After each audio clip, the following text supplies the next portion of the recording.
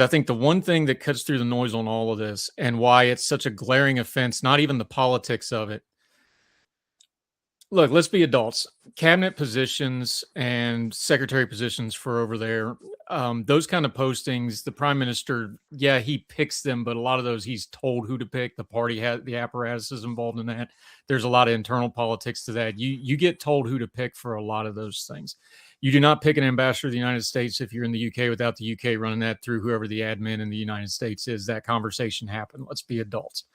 My question is, Keir Starmer, trained lawyer, who has a reputation for being anal attentive on details and being obsessive over avoiding pratfalls and controversies to the point that he's accused of not having a personality. That is his personality, is that he doesn't have a personality. He's a bureaucrat and a lawyer, right? And then all of a sudden on this one thing, on the most important diplomatic posting in the UK outside the Home Secretary, the ambassador to the US, at least on paper, all of a sudden everything we know about the man's character went out the window on this one thing. That just doesn't compute for anybody, whether you're for him, against him, or indifferent. It just doesn't make any sense. Then you put in all the Epstein stuff, and people rightly have a whole lot of mess here. And I think we got to start there of, and you said it yourself, Keir Starmer basically admitted it today in his apology, and then all the MPs brought it up in attacking him on it. Why did he decide that Mandelson was so important that he was just going to pick him no matter what? I think that's the core question I'd like to get to. Even before you get to the Epstein stuff, was like, was that he wanted him so badly, or he was told to have him so badly, or somebody else told them to have him so badly? I think that's the key piece we may never know. But I think that's the heart of the scandal right there, is like, why did everything change for this one guy that was clearly compromised? And now that's led us to here, because everything else then makes sense of like, oh, well, we can't discuss all because it's not just Epstein. He has Russia and Chinese business ties that I think that's what they're hinting at when they're saying we can't talk about some of this publicly. It's national security. I'm guessing it's probably something to do with some of those ties. There's the Epstein investigation itself.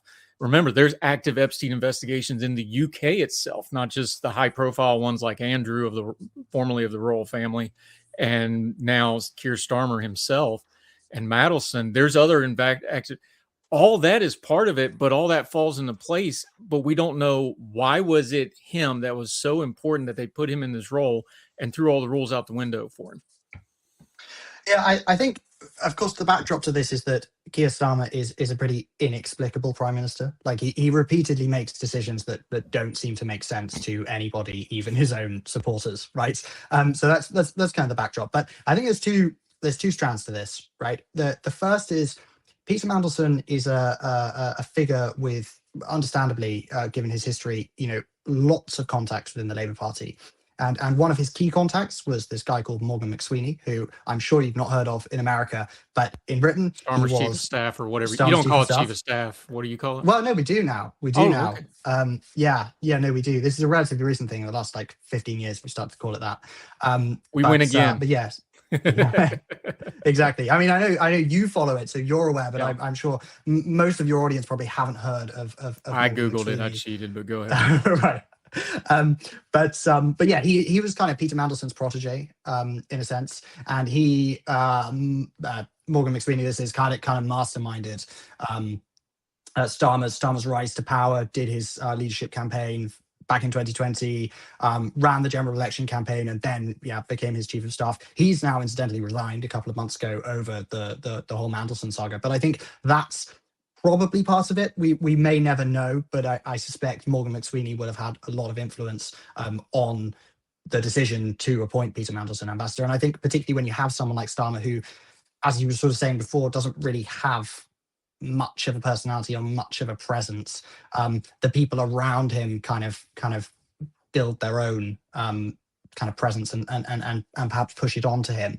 So I think that's one strand. I suspect the other strand is actually maybe, and maybe this is a bit controversial, but maybe the Epstein stuff sort of helped Mandelson's candidacy rather for the ambassadorship, because back in January or late 2024, when we decided on an ambassador, I think it's hard to overstate the kind of sense of crisis that Britain and Europe were feeling about the fact that Trump was returning to the White House. We were panicking.